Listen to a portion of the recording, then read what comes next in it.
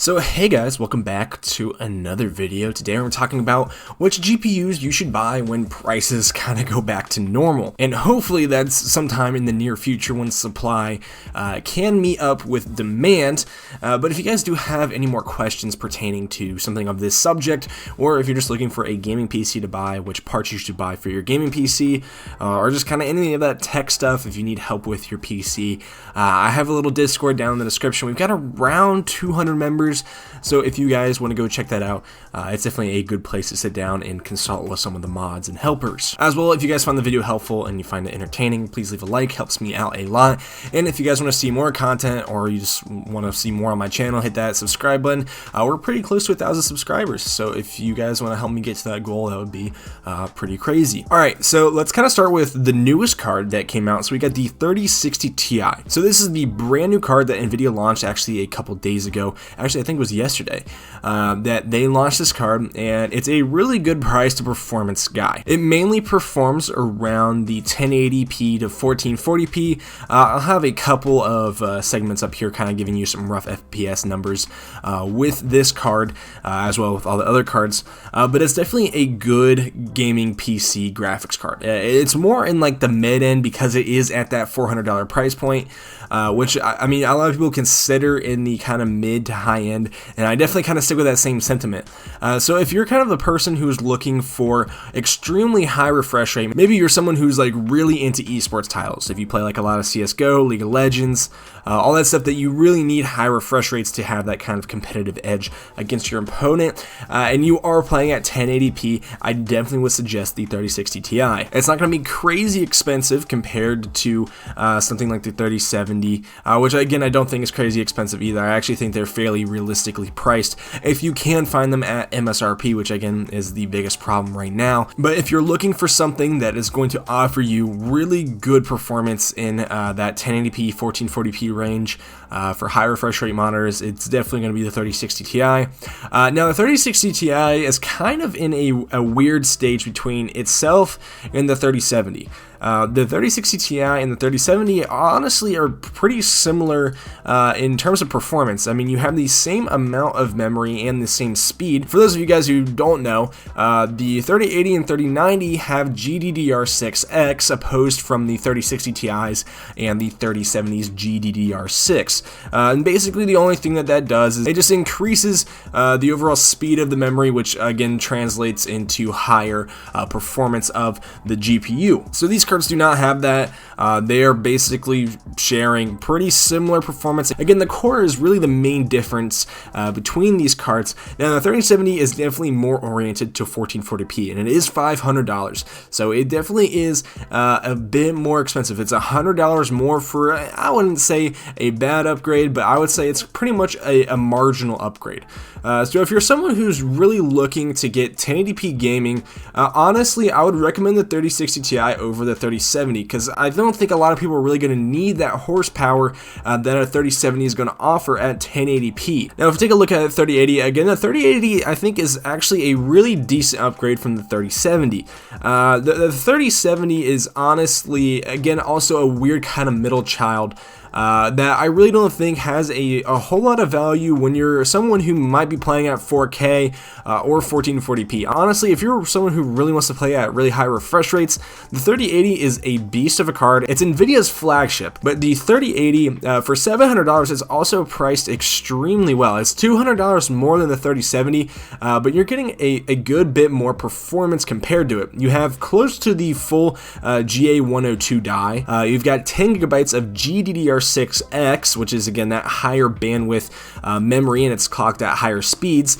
And then as well, it's just a better and a bigger overall GPU. And again, for all of these, I'll be throwing up FPS numbers in all of those games, so you guys can kind of get a rough estimate of what these cards are going to be performing against each other. Now, the 3090 is honestly a card that I don't really recommend to a whole lot of people if you're looking for something that's really high end and you might be a little bit money conscious. Honestly, I think the 3090 is just so close to the 3080 in terms of performance. Now, it does have a lot more VRAM, but it really doesn't help you out too much when it comes to just overall FPS, because at a certain point the games aren't going to be using 24 gigabytes of VRAM. They're going to be using close to 10 gigs, which is what I've seen a lot when I've been using that 3090 that CLX sent me over. If you guys want to see more on that, you guys can click the card up above.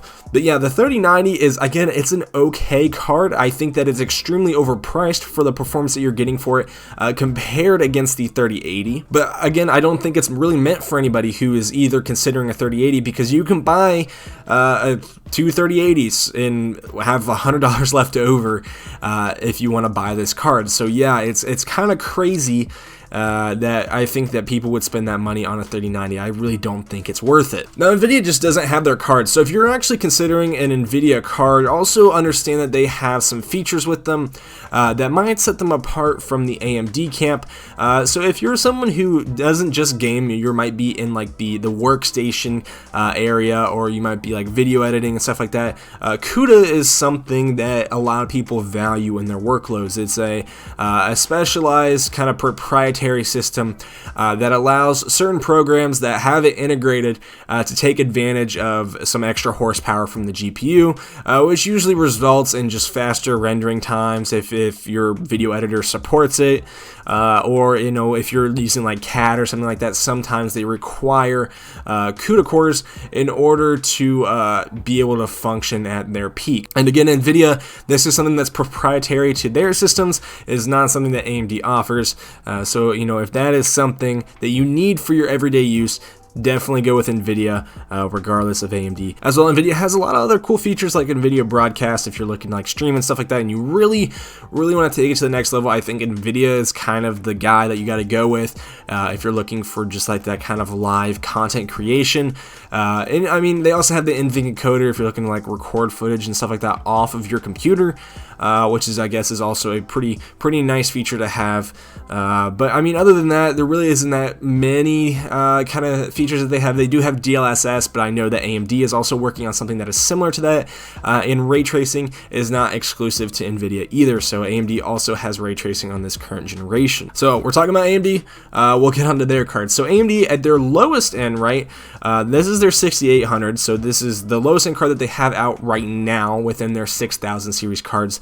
The 6800 is going for $580. It's a bit more expensive than the 3070. It's a weird middle child. I'm kind of seeing this with both of these companies. They're trying to get in these like weird little niche categories, or basically the performance from each card to another really isn't significant enough to warrant a price increase that there is. And we see this with every generation, but I think AMD is really just trying to steal people from either buying a 3070 or a 3080 with the 6800 and the 6800 XT. Now, the main reason why I think that they can do this is just the 6800's performance and pure rasterization, which is just going to be when you're playing games, right? That's just going to be the straight up FPS without anything like DLSS or RTX enabled. It's just going to be pure frame rates, right? AMD wins in this most of the time when it comes to just traditional games. It really blows out the 3070 in terms of performance, the 6800, but again, the 6800 is $80 more than the 3070, and the 6800 XT is $50 less. It's $650 compared to the $700 that the 3080 is. Now, I think that the main people that AMD is catering towards for the 6800 and 6800 XT are people who might be interested in a lot of VRAM. So I know a lot of programs, mainly things like DaVinci Resolve. If you're a video editor, you probably know what that is, as well as HitFilm, which is the video editor that I use. Those things use a lot of video memory when you are rendering out your project, and having more video memory usually helps speed up that process a little bit. And with Nvidia being a little bit stingy on video memory this generation, with the 3080 only having 10 gigs, so the 6800, which is a $580 card, has 6 more gigabytes of VRAM compared to Nvidia's $700 card. So it's, if you're really looking for VRAM and that's the main thing that you're looking for, that's kind of where AMD is going for. As well, again, if you're just looking for pure rasterization, if you're just a strict gamer, you don't really play a whole lot of games that might have RTX or stuff like that, if you're more of a esports person, so if you really like CSGO, if you really like League of Legends and that kind of stuff, I think AMD is kind of the way to go for this generation. If you're not really a streamer, if you don't do that kind of stuff off of your graphics card, you're really going to see some great performance from AMD. Now, we haven't seen the 6900 XT come out yet, so this is the other card that AMD mentioned at their keynote. We haven't seen the performance figures come out here, but we can kind of assume what performance we're going to see from it. It should be out here in a little bit, but I honestly think that this is the best card that they have in their entire lineup. And it's their $1,000 price point card, and it's got the full RDNA 2 chip. It's 80 compute units with some pretty high clocks, and we don't have any FPS numbers for this particular card, at least not yet, but it still has the same 16 gigabytes of memory that the previous two cards had, which I think that they could have done. I think that they could have definitely destroyed Nvidia's 3090, which is the card that this one is really placed against. They could have destroyed the 3090 if they might have put in 20 gigabytes of RAM. If they would have put in 20 gigabytes of GDDR6, I think a lot of people who are going for a 3090 might have kind of switched over to a 6900 XT just because of its $500 less, and that it has around the same amount of VRAM, and the core is actually around the same performance, and again, just pure rasterization. So those are the kind of cards that are out right now. I think the 6800 is a good buy if you're someone who, again, is looking to get into esports, and same thing with all the AMD cards, and Nvidia really just kind of specializes on the extra features that it has.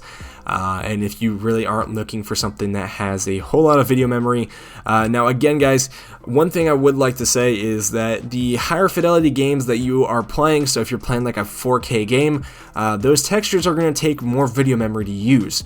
So if you're playing on something like a 3080 against something like a 6800 XT, you guys are playing both at 4K, the 3080 technically will win out.